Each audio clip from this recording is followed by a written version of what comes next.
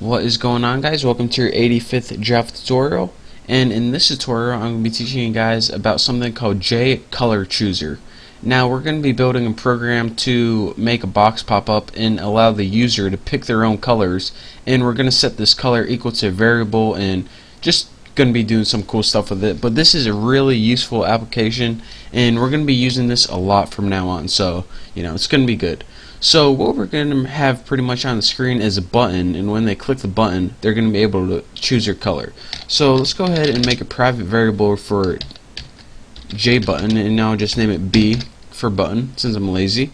And next we need a color variable. So private color, let's just name it color variable named color, and we'll set it equal to the constant white. If I can type. Takes a little bit, but I'll get there eventually. So now we have this color variable set to white, and the last thing we need is pretty much a panel. So private JPanel and panel, we'll just name it that for simplicity. So we have three variables, so let's start doing some stuff with it. The first thing we're going to need to do is build our constructor. So name it public peach or whatever your class is, and it doesn't take any parameters because it's constructor, no parameters. Now let's go ahead and add a title, and I'm going to make the title. I cannot type today, I apologize for that, although I'm not really sorry. Suckers. And now that we have a title, let's go ahead and make our panel. So take that panel variable you just made and set it equal to new JPanel. And again, this doesn't take any parameters either. So now we have a panel on the screen pretty much. Well, we didn't add it yet, but we got it. And next on our panel, we want to set the background, and this is pretty much the background of our window, our panel. So next we need to set a background color for it. So set back, bam, look at that, too easy, didn't have to type anything. Next we want to set the background color, and we're just going to set it equal to color. And what this means is we're going to set the background equal to white, since our color had the value of color.white. So now we pretty much got a panel chilling on our screen. So now let's go ahead and add our button to the screen. So B equals new J button. Doesn't take, oh no, let's go ahead and for the text on our button, let's just put choose a color, because when they click the button they're going to need to choose a color.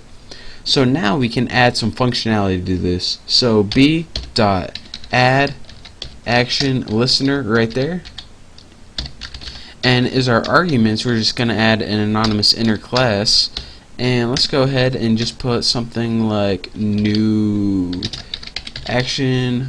I wish there was a way they didn't have to do this every time.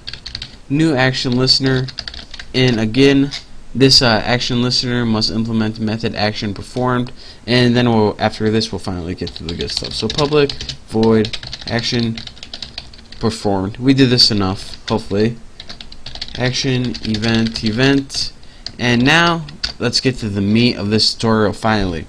So whenever we click this button, what do we want to happen?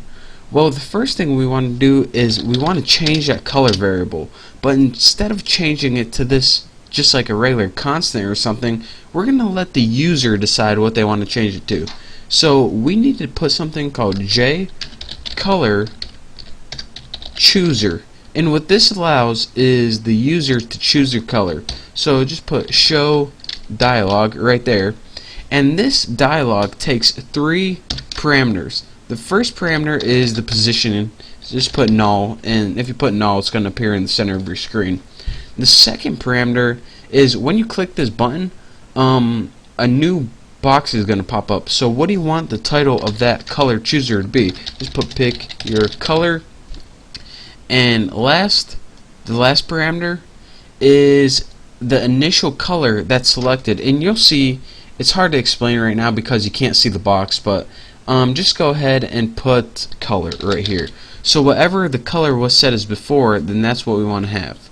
So let's go ahead and change that, and let me move this over just like that, and now we're good to go. But the one thing we have to watch out for is if they don't choose a color at all. So if we give them the option to choose a bunch of colors and they don't choose anything, we're gonna write, alright, if the color that they choose is equal to nothing, and this is gonna happen if they either hit X or cancel, what do we want to do? Well, we just want to take that color and set it equal to whatever color it was before. Or let's just go ahead and set it equal to white. So if they don't choose anything, then they got white. So that's your fault. If you didn't choose anything, you're getting white.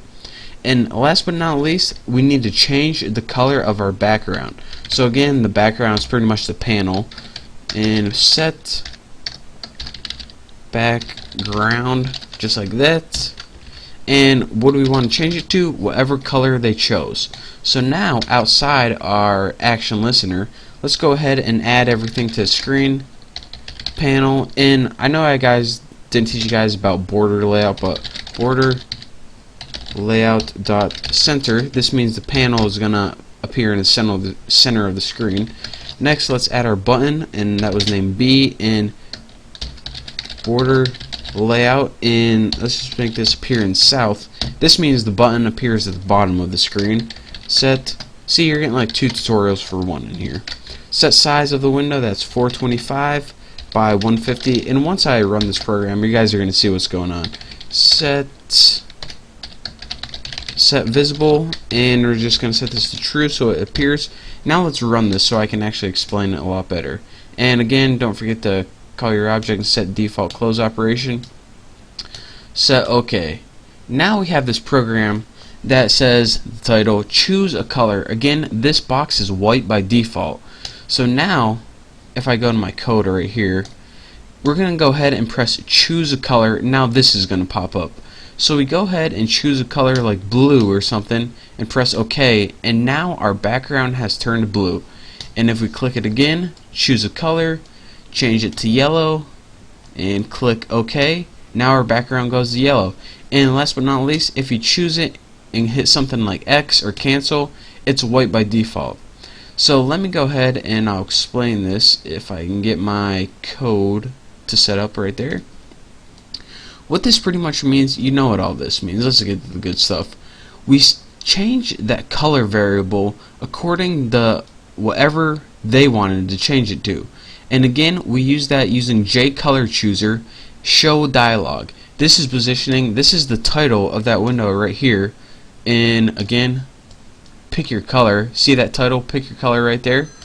And someone's calling me. I'm not going to answer it. And then this color is when you choose a color, it's what's selected by default. So if you click red, okay, when you do it again, pink's going to be, or red's going to be selected by default.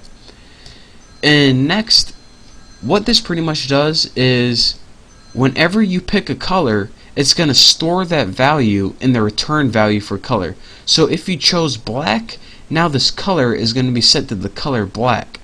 And so that's pretty much what that does, JColorChooser. So then you tested if they hit X or cancel pretty much, if they didn't select any color. If they didn't, give them white.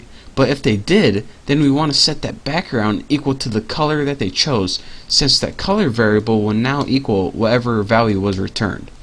And then we pretty much just added to the panel in the center of the screen right here, we added the button to the bottom. We made the size of our window, we set as visible so you could see it, and then we called it. So that's your real quick tutorial on how to use JColorChooser. In essence, whatever you pick right here is going to be stored in this variable. Bam. That's all you need to know. So thank you guys for watching. We're going to be using this in our couple tutorials from now on, so make sure you learn it. And again, one more time, thank you guys for watching. Don't forget to subscribe, and I will see you next time.